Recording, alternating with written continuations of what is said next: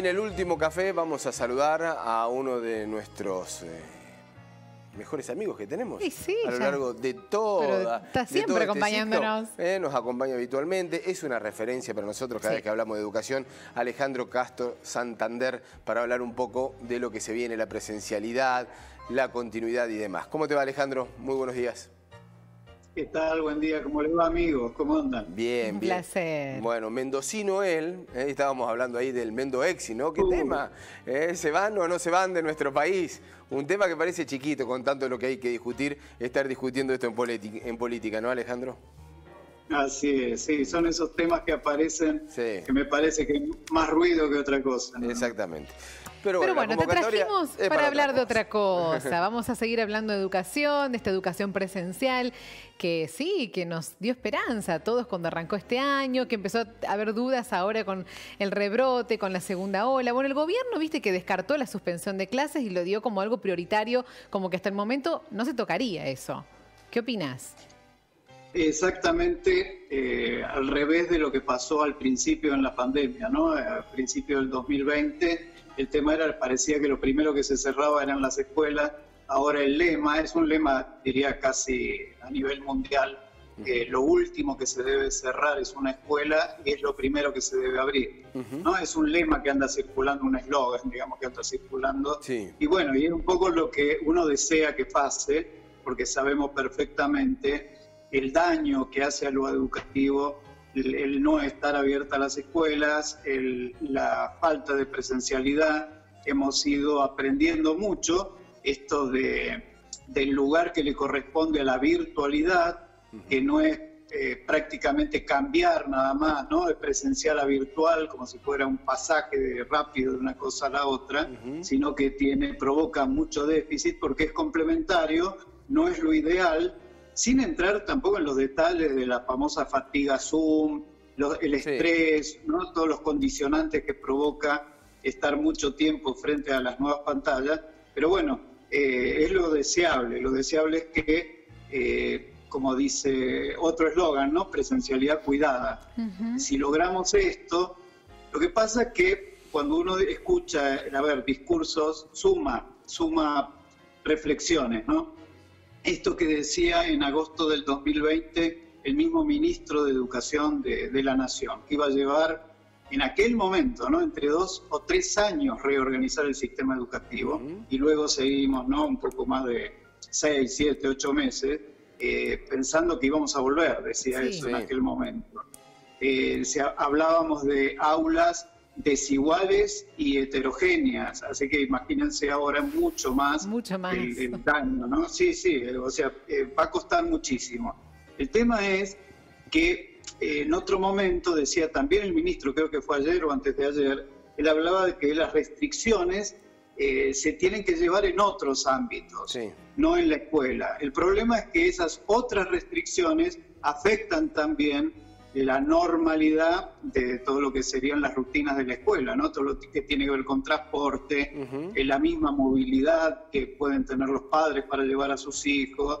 Bueno, es un tema complejo. Creo que lo ideal sigue siendo lo presencial, esto ya no se discute, pero también hay que sincerar un aumento, ya no del mismo, hablando de COVID-19, sino esto que sabemos que ya tenemos otras cepas y mucho más peligrosas, ¿no? Dando vuelta.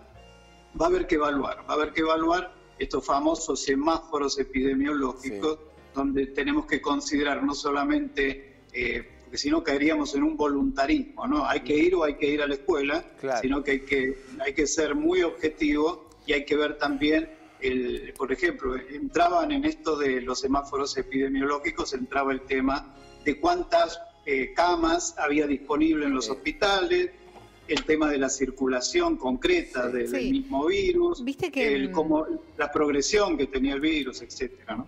Viste que, bueno, muchos especialistas, lo charlábamos con Mariano temprano, hay como controversias en las opiniones con respecto a la educación presencial.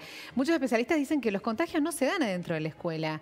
¿Qué opinas vos? Porque realmente el protocolo que está armado, hay gente que no está tan de acuerdo, pero está bien pensado. O sea, no sé si hay tantas maneras de contagiarse adentro del establecimiento. Pero el tema está, y algo de lo que dijo allí Alejandro, no se dan dentro, pero generan una movilidad. Digo, me estoy poniendo del lado de los especialistas que dicen, bueno, en muchos lugares está cerrado, no por lo que sucede dentro de la escuela, sino por todo el movimiento que se genera, la salida de los chicos, la llegada de los chicos a la casa, la visita de los abuelos y demás. Allí también como hay como una grieta en el medio, ¿no? No discutiendo la presencialidad, pero sí la movilidad en cuanto a estos semáforos epidemiológicos. Totalmente de acuerdo. O sea, cuando viene alguien y le hace un planteo blanco-negro, ya hay que dudar. ¿Por qué? Porque los grises son los que abundan. Entonces las miradas son muy diversas, son muy complejas y sabemos perfectamente la cantidad de gente que maneja una escuela. A ver, no es un banco, no es una oficina pública, es muchísima gente, por más que se vaya graduando, ¿no? Los espacios. Hay instituciones hoy que han logrado tener casi una máxima presencialidad porque han habilitado espacios muy grandes que tenían, ¿no? Zoom, que tenían, o algunas instituciones hasta estadios cerrados casi tenían, y han podido movilizar a todos sus estudiantes. Sí. Pero tenemos que pensar en esto, ¿no? El tema de la movilidad, el tema de los mismos docentes, en el caso de tanto primario, mucho más en el secundario, que no tienen un solo colegio, y van de uno a otro colegio. Claro. O sea, uno puede tratar de preocuparse por cuidarse lo más que se pueda, tener todas las precauciones, pero sabemos lo relativo que es, ¿no? Esto de los niños que se encuentran después de muchos consejos que se les da en la casa, se encuentran y al minuto se están abrazando. O sea, a ver, es mucho más, la vida de las instituciones educativas es mucho más compleja de lo que piensan algunos, que teniendo un protocolo ya está todo asegurado. No es así. Lo que yo pienso, Alejandro, es que esto va para muy largo. No se va a terminar ahora, ni en un mes, ni en 2 meses. Vaya a saber cuándo vamos a poder estar libres de coronavirus. Y entonces así las clases presenciales no podrían volver por mucho tiempo. Y son muy necesarias.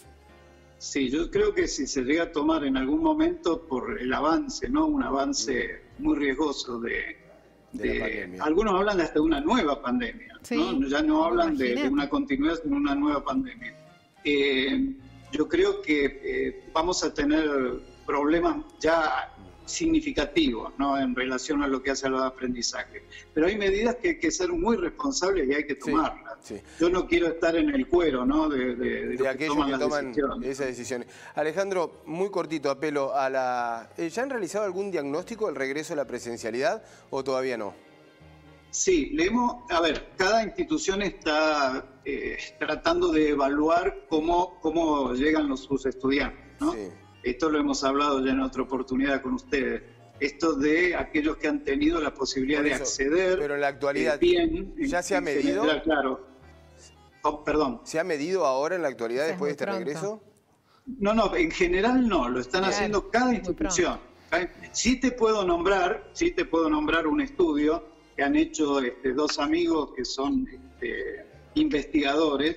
Han hecho una consulta con otros docentes en relación a qué debilidades iban a persistir en el sistema educativo, ¿no? Roxana Mazzoliet y Cristian Espósito hicieron estas preguntas, lo indagaron con los docentes, que era lo que pensaban ellos, ¿no? Que iba a persistir en el sistema, y ellos hablaron en primer lugar de la falta de recursos. Mira. Esto que también hemos hablado con ustedes, que tiene que ver con estas brechas que vienen ya algunas crónicas en el sistema educativo y que la pandemia agudizó, ¿no? En segundo lugar, también prácticamente con un 25%, las desventajas académicas.